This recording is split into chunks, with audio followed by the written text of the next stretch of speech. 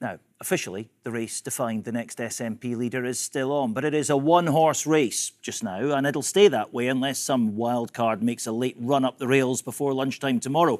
And more on that in a minute, because it is now not completely impossible, it seems. But this is a big moment for a party struggling to agree a clear direction just now. The new leader will have factions to unite, tempers to calm, perhaps a new policy platform to lay out. So how does John Swinney plan to do all that? I spoke to him just before we came on here.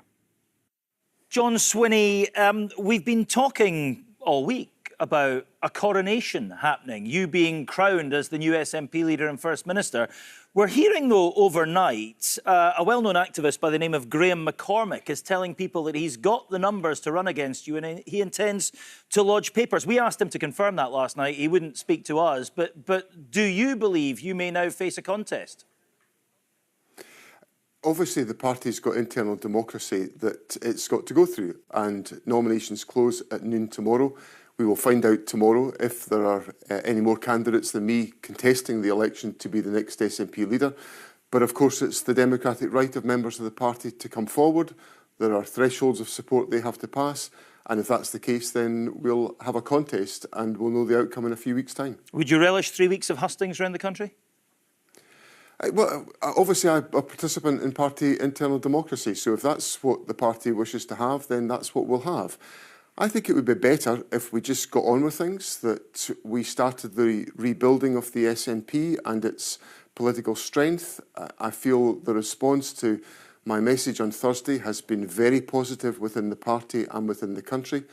People in the SNP like my message of bringing the party together, uniting for the SNP and for independence and bringing the country together. And I think the overwhelming majority of party members want to get on with it. And of course, I've now assembled very comprehensive support within the Scottish National Party, and I particularly welcome the endorsement of my campaign that's come from my colleague and friend Kate Forbes. As you've said, you're positioning yourself as the unity candidate.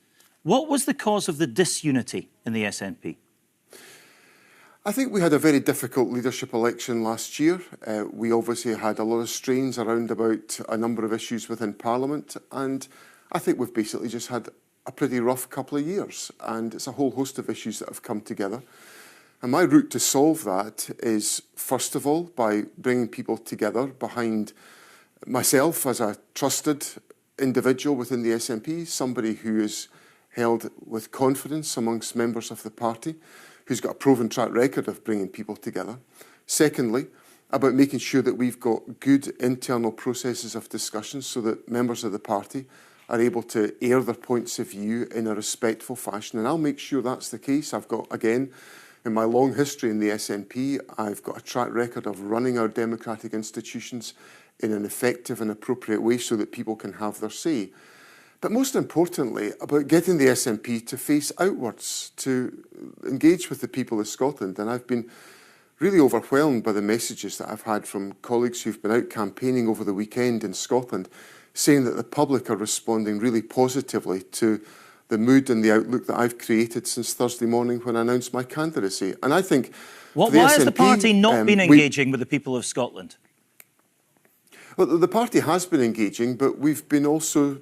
Frankly, we've not been as cohesive as we should have been, Martin. And that's been obvious to the public. You can't keep things from the public. The SNP's not looked cohesive. It's not looked together. So the central point of my message is we've got to get ourselves together. We've got to become cohesive again. And I think I've got some of the unique strengths and capabilities to do that, given all that I've done for the SNP and for Scotland over the years. I've brought people together. I've delivered improvements in budgets in a minority government situation. I've been able to bring the party together and to become a much stronger institution that's won electoral success. When I got involved in politics, the SNP was a fringe party. It's been the party of government in Scotland now for 17 years, and I've played my part in building that up. Indeed. So I think the SNP's just got to, we've got to realise that we're in a difficult spot. We've got to start the recovery, and I think I am in place best placed to do that, and I'd like to get on with that on Monday. Well, if you look at opinion polling, the public believe that your government has failed on all the key areas at the moment. The polling suggests they think you failed on education, on the economy, on health. And as you say, you have been in the room for, you know, almost all of living memory, it seems, politically. Your fingerprints are all over those failures, aren't they? I wouldn't accept your characterisation, Martin, of where we are. Well, that's what the polling... I've got the figures in front of me. The polling suggests negative approval ratings on all of those. I think that's all about just how the SNP is perceived just now generally. Let's go into some of the specifics. So on education, for example, we're now in a situation where the largest proportion of young people are leaving education and going into either university, college or training, what's described as positive destinations.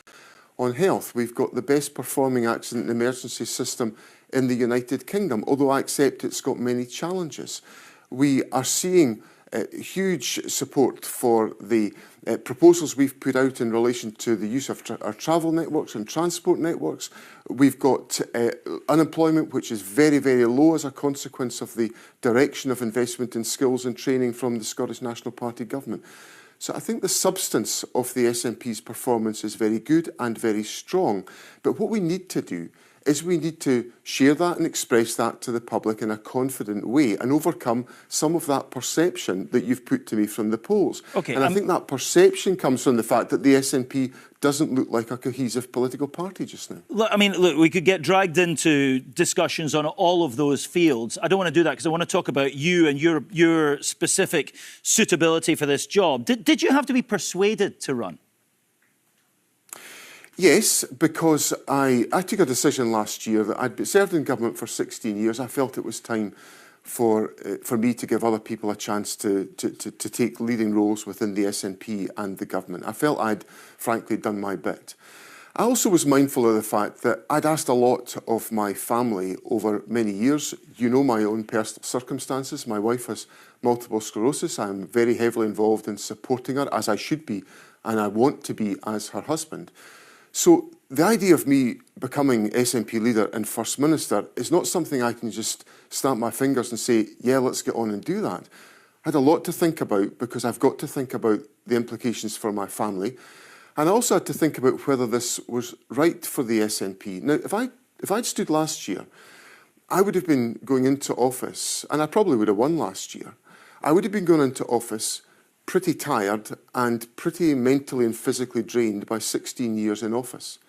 I've had a year out of frontline politics. I am physically and mentally rested, and my family are confident that we can manage our way through this if I become the First Minister. So I have peace of mind that this is the right thing for me to do for me and my family, but also it's the right thing to do for my party and my country. You're obviously very conscious of your responsibilities at home as a husband and a father. You've just spoken about that. Are you confident that you can manage both of those? You can keep up your commitments adequately on both sides? Yes, we'll have to make adjustments in our own home, and we're ready to do that. We've taken decisions about that and how we'll go about that. So, yes, I'm confident of that ability. My family are hugely supportive and want me to do this. They think it's the right thing for me and for my party and for Scotland. So I should go on and do it. I don't want to, and I don't think they want to have what-ifs in their lives or in my life. So we're ready to do that. I feel physically and mentally ready to become the leader of the SNP and the First Minister of Scotland. And I will give it absolutely everything I have in me to make sure that my party succeeds and my country succeeds. All right, well, let's talk about direction. You've said that you want to return the SNP to governing from the mainstream. You said your goals include the pursuit of economic growth. If we move to net zero, we need to take people and businesses with us. They're all messages that are going to strike a certain amount of fear into the hearts of your former colleagues in the Green Party, whose votes, one would imagine, you will still need if you're to get budgets and big policies through. How are you going to manage all that? How we're going to manage it is by engaging in courteous and respectful dialogue within the Parliament. And I've set out, as you fairly represent in your question, Martin, the direction of travel I want the SNP to take forward. I believe in mainstream politics. I believe the SNP should pursue a moderate left-of-centre policy programme. That is where I come from politically, and I want to make sure that is successful. So we will bring these proposals forward to Parliament and work with others to advance those proposals. Now, do you think you can get agreements with anybody other than the Greens? I think we probably can do. I saw just the other week there, for example, the government was taking forward legislation about keeping the promise, about making sure that we deliver for children who've experience of care. And I saw our Minister, Natalie Dawn, who was taking that bill through, reach agreements with, for example, Labour and Liberal Democrat members about the amendments to that bill. She'd worked very hard to make sure that she got into a good position. But they're not going to pass a budget for you, are they? Well, I don't see why we should rule that out, Martin. In the past, I had Liberal Democrats, Labour, Conservative, Green support for budgets. I also had support from my dear late colleague Margot MacDonald. So but that's a different parliament, Mr Swinney. Yeah, it's so much more atrocious now in that parliament with all that's happened, and especially over the constitution. There is a belief within those parties, I think, or a conviction within those parties that they won't work with a pro-independence party and they won't pass those budgets. Do you think differently? Well, bluntly, if that's their view, that's their problem. But that won't pay teachers. It won't pay nurses. It won't make sure we can get operations done in our hospitals, because if you don't pass a budget, you can't fund your public services. So there becomes a responsibility, Martin, on all of us. And if we go back to 2009, when one of my budgets didn't get through Parliament on the first time of asking, within a week, or maybe a couple of weeks, the budget was passed virtually in its entirety from what I'd originally proposed, because the opposition parties were challenged about how hospitals were going to be funded, or schools were going to be funded, or councils were going to be funded, and they didn't have any answers.